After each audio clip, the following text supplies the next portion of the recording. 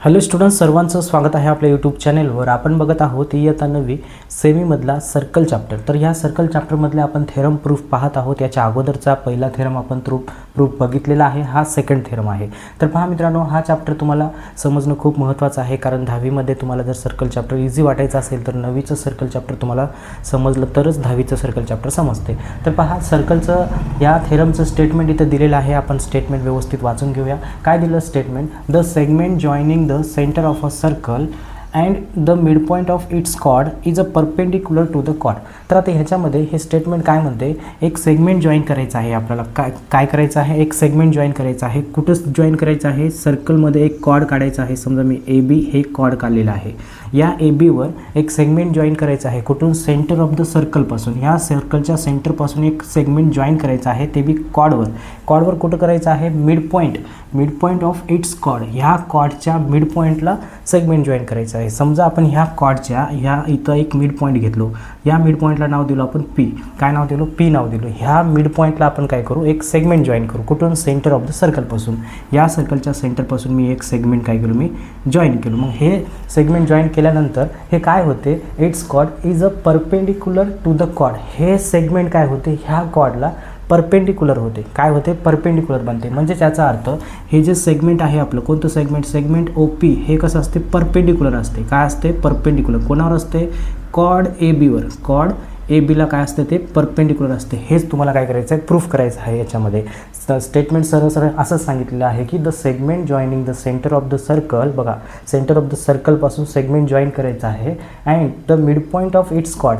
या कॉर्डच्या मिड पॉईंटला सेगमेंट जॉईन करायचं आहे. तर मग पुढं काय होते? Is perpendicular to the chord. हे सेगमेंट काय होते? ह्या कॉर्डवर परपेंडिक्युलर बनते. हे असं आपल्याला प्रूफ करायचं आहे. आपलं हेच प्रूफ करायचं आहे की O P is a perpendicular chord A बीवर परपेंडिक्युलर आहे. हे प्रूफ करायचं आहे. आता हे प्रूफ करण्यासाठी आपल्याला काय करायचं आहे मित्रांनो? सुरुवातीला गिवन लिहायचं आहे. तुम्हाला काय लिहायचं आहे? गिवन. थेरम प्रूफ करते वेळेस सुरुवातीला काय लिहायचं असते? गिवन लिहायचं असते. आता गिवनमध्ये काय लिहायचं? जे आकृतीमध्ये दिसत आहे ते आपल्याला गिवनमध्ये लिहायचं आहे. तर आकृतीमध्ये एक सर्कल आहे आपल्यापाशी. आपण लिहू अ सर्कल विथ सेंटर पण आहे. With centre. सेंटर काय आहे? आपण सेंटरला नाव काय दिलं? ओ. सेंटरला नाव काय दिलं? ओ दिलेलं आहे. त्याच्यानंतर and P is a mid point आहे. P is a mid point आहे. कशाचा मिड पॉईंट आहे? P is a mid point of chord A B. Mid point of chord A बीचं काय आहे? ते मिड पॉईंट आहे. त्याच्यानंतर ऑफ अ सर्कल.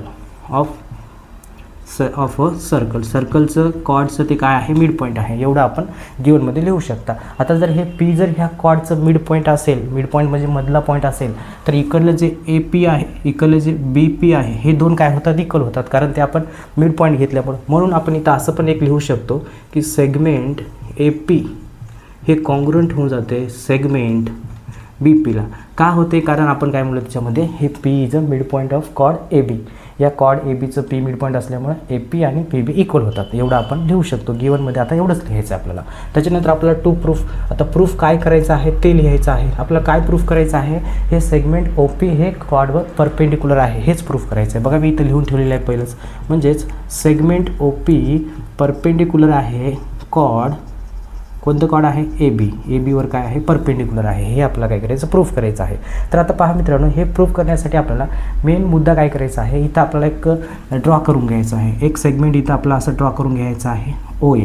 त्याच्यानंतर ओ बीसुद्धा एक आपल्याला असं ड्रॉ करून घ्यायचं आहे. म्हणजे ओ ए म्हणजेच काय झालं? ह्या सर्कलची रेडियस झाली.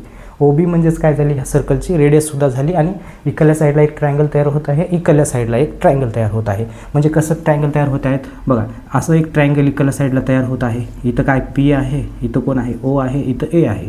तिकडल्या साईडला असं पण एक ट्रायंगल तयार होत आहे. पहा, इथं ओ आहे, इथं पी आहे, इथं बी आहे. असे दोन ट्रायंगल इथं तयार होत आहेत. आपण जर असं जॉईनिंग करून घेतलं तर. मग आता आपल्याला मेन टार्गेट काय करायचं आहे? हा ट्रायंगल इकडला आणि हा ट्रायंगल इकडला, हे दोन ट्रायंगल आपल्याला काय करायचं आहे?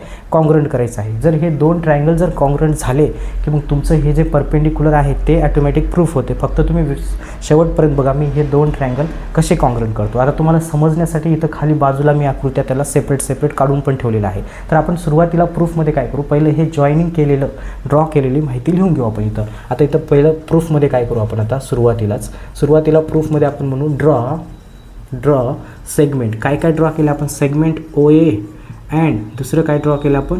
सेगमेंट OB हे दोन काय केलं आपण ड्रॉ केलेलं आहे. मग आता हे दोन ड्रॉ केलं आणि हे पण दोन काय झाले ह्या सर्कलची रेडियस झाली, कारण ह्या सेंटरपासून एखाद्या या सर्कलच्या पॉईंटपर्यंत जॉईन झालं. ह्या सेंटरपासून सर्कलच्या ह्या बी पॉईंटपाशी काय झालं, ही रेस जॉईन झाली म्हणून ती रेडियस पण झाली. त्या रेडियसचा आपल्याला वापर करायचा आहे. तर आता मी काय करतो, इकडला एक ट्रायंगल घेतो, तिकडला एक ट्रायंगल घेतो, कारण हे दोन ट्रायंगल आपल्याला काय करायचं आहे, प्रूफ करायचं आहे. हे तुम्हाला समजण्यासाठी मी तर खाली काढलेलं आहे. मग आता इथं मी काय घेतो पहा, इन ट्रायंगल पहिला मी ट्रायंगल घेतो याच्यामध्ये OAP, त्याच्यानंतर दुसरा ट्रायंगल घेतो मी ट्रायंगल OAP घेतलो, OBP घेतो मी इथं OBP. हे दोन ट्रायंगल आपल्याला काय करायचे आहेत, कॉन्ग्रुएंट करायचे आहेत. आता हे दोन ट्रायंगल कॉन्ग्रुएंट करण्यासाठी मला टेस्टचा वापर करायचा आहे. तर आता इथं आपल्याला कोणती टेस्ट वापरायची आहे पहा, तुम्हाला सुरुवातीलाच मी सांगतो.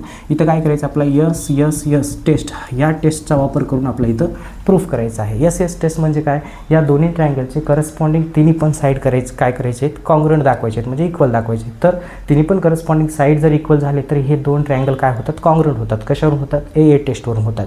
मग आपण तेच करूया. या ट्रायंगलमध्ये ह्या ट्रायंगलमध्ये तुम्ही जर बघितला तर OA आणि OB हे दोन इक्वल आहेत. का इक्वल आहेत हे दोन, कारण हे दोन रेडियस आहेत सर्कलचे रेडियस कसे असतात, इक्वलच असतात.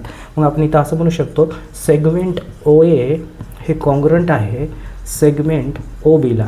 आणि याचं कारण काय देऊ आपण, रेडियाय ऑफ सर्कल. काय देऊ, रेडियाय ऑफ अ सर्कल. आता रेडियाय ऑफ अ सर्कल म्हणजे रेडियाय काय लिहिलो, जर एकपेक्षा दोन सर्कल असतील तर रेडियस न म्हणता आपण रेडियाय म्हणतो. त्याचं कारण आपण व्यवस्थित लिहिलो की रेडियाय ऑफ अ सर्कल. त्याच्यानंतर तुम्ही जर बघितल्या तर याच्यामध्ये बघा हे OP हे जी साईड आहे मधली, इकडल्या ट्रायंगलमध्ये पण आहे, तिकडल्या ट्रायंगलमध्ये पण आहे.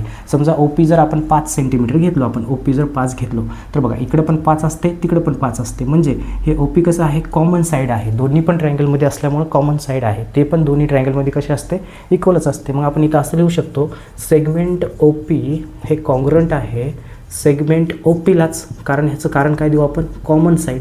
याचं कारण काय देऊ आपण, कॉमन साईड आहे. ते दोन्ही ट्रायंगलमध्ये ती साईड असल्यामुळं इक्वल आहे. त्याच्यानंतर अजून एक पहा, ह्याच्यामध्ये AP आणि PB हे दोन्ही पण साईड एकमेकाला इक्वल आहेत. का इक्वल आहेत ते गिवनमध्ये दिलं. गिवनमध्ये पहा इथं आपण पहिलं लिहून ठेवलो. हे का इक्वल लिहिलो, कारण हे P is a mid point असल्यामुळं हे दोन्ही साईड काय होतात, इक्वल होतात. मग आपण इथं असं लिहू शकतो की सेगमेंट AP हे कॉन्ग्रुएंट आहे सेगमेंट BPला. आणि याचं कारण आपण काय लिहू, आपण डायरेक्ट गिवन लिहून टाकू. कारण काय लिहू आपण, याचं गिवन लिहू, कारण गिवनमध्ये ही साईड इक्वल आहे असं म्हटलं. का म्हटलं, कारण आपण ह्या O पासून एक लाईन ड्रॉ केलो, कुठं ड्रॉ केलो, मिड पॉईंटला ह्या ABच्या, म्हणून हे दोन साईड काय झाले, इक्वल झाले. मग आता जर तुम्ही बघितल्या तर ह्या ट्रायंगलमध्ये आणि ह्या ट्रायंगलमधले एक साईड तिन्ही पण करस्पॉन्डिंग साईड काय झाले, कॉन्ग्रुएंट झाले. म्हणून आपण असं म्हणू शकतो, देअरफॉर ट्रायंगल OAP हे जे वरचे दोन ट्रायंगल आहेत हे दोन्ही पण काय होतात, कॉन्ग्रुएंट होतात ट्रायंगल OBPला. याचं कारण काय देऊ आपण, यस टेस्ट. ह्याचं कारण काय देऊ आपण, यस टेस्ट. यस टेस्टनुसार काय होतात, साईड टेस्टवरून हे दोन काय झाले, कॉन्ग्रुएंट झाले. मग आता हे दोन ट्रायंगल आपण कॉन्ग्रुएंट प्रूफ केलो. मग आता तुम्हाला इथपर्यंत सांगितलं की आपला टार्गेट काय करायचं आहे, दोन ट्रायंगल कॉन्ग्रुएंट करायचं आहे. मग कॉन्ग्रुएंट तर झाले, पण हे परपेंडिक्युलर कसं काढता सर तुम्ही, तर आता परपेंडिक्युलर आपल्याला काढता येते. कसं काढू आपण, याच्यामधले हे जर कॉन्ग्रुएंट असतील तर याची करस्पॉन्डिंग साईड, इकडल्या ट्रायंगलची साईड किंवा अँगल, करस्पॉन्डिंग अँगल कसे असतात, इक्वलच असतात, म्हणजेच कॉन्ग्रुएंट असतात. मग आपण ह्या दोन ट्रायंगलमधले दोन अँगल घेणार आहोत. कोणते अँगल, आपण इथला एक अँगल घेणार आहोत आणि इकडला एक अँगल घेणार आहोत. या ट्रायंगलमधलं OPA बघा, ह्या ट्रायंगलमधलं आपण काय घेऊ, अँगल OPA हे कॉन्ग्रुएंट असते. तिकडल्या ट्रायंगलमधलं कोण, अँगल OPB. तिकडल्या ट्रायंगलमधलं कोण, अँगल OPB म्हणजे इकडं चाललं, म्हणजे हे अँगल. आणि इकडल्या ट्रायंगलमधलं OPA म्हणजे इकडलं अँगल. दोन्ही पण करस्पॉन्डिंग आहेत. करस्पॉन्डिंग अँगल कसे असतात, त्याचे कॉन्ग्रुएंट असतात. याचं कारण पण लिहू आपण. कारण काय लिहू आपण, corresponding angles of congruent triangle. म्हणजे याचं कारण असं लिहितो आपण, CSCT म्हणजे काय, corresponding angles of congruent triangle. या वरच्या कॉन्ग्रुएंट ट्रायंगलचे करस्पॉन्डिंग अँगल्स आहेत. करस्पॉन्डिंग अँगल कसे असतात, आपले इक्वल असतात. मग आता जर तुम्ही बघितल्या तर ह्याला काय करू आपण, ह्याला इक्वेशन नंबर फर्स्ट देऊ. ह्याला काय करू आपण, इक्वेशन नंबर ह्याला फर्स्ट देऊन टाकू. ह्याला काय करू आपण, इक्वेशन फर्स्ट देऊ, कारण हे करस्पॉन्डिंग अँगल घेतलो आणि इक्वेशन नंबर फर्स्ट देऊ. आता जर तुम्ही बघितला तर हेच दोन अँगल या रेषेवर सुद्धा आहेत. कोणत्या? ए बी व ए बी ह्या रेषेवर सुद्धा आहेत. तर आपण याला असं पण म्हणू शकतो की therefore angle O P A plus angle O P B हे दोन्ही पण कसे आहेत? 180 डिग्रीचे आहेत. याचं कारण काय देऊ शकतो आपण? Linear pair angle. ह्याचं कारण काय देऊ शकतो आपण? Linear pairs angle. हे आपण लिनियर पेअर्स अँगलसुद्धा ह्याचं कारण देऊ शकतो, कारण हे दोघांची बेरीज किती येते? 180 येते. काय येते? कारण ह्या एका रेषेवर आहेत. बघा ए बी ह्या रेषेवर इकडं पण आहे, तिकडे पण अँगल आहेत. रेषेवरचे अँगल काय असतात? लिनियर अँगल असतात. दोघांची बेरीज किती असते? 180 असते. मग आता जर तुम्ही बघितल्या तर इथं काय लिहिलं आपण? Angle O P A plus angle O P B बरोबर 180 लिहिलो. पण तुम्ही इक्वेशन नंबर फर्स्टमध्ये जर तुम्ही बघितल्या तर याच्यामध्ये ओ पी ए बरोबर काय आहे? ओ पी बीच आहे आणि इथं दोघांची बेरीज किती आहे? 180 आहे. तर मी आता काय करणार आहे मित्रांनो? ओ पी ए इथं पण ओ पी ए आहे, इथं ओ पी बी आहे. मी इथं ओ पी बीच्या जागी काय करतो? ओ पी बीच्या जागी ओ पी एच लिहून टाकतो. ओ पी बीच्या जागी काय लिहितो?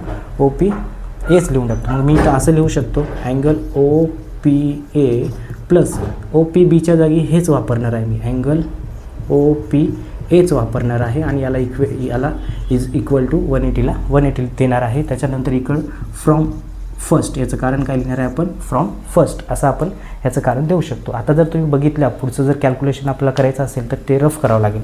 तर पहा मी इथं ह्याचं कॅल्क्युलेशन इथं मी रफ करून टाकतो.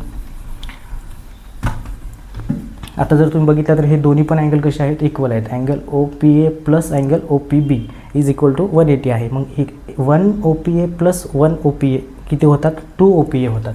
म्हणजेच आपण याला असं लिहू शकतो therefore angle 2 O P A असं डायरेक्ट लिहू शकतो. Angle 2 O P A is equal to 180 असं आपण लिहू शकतो, कारण ह्या दोघांची बेरीज आहे आणि दोन्ही पण सारखे आहेत.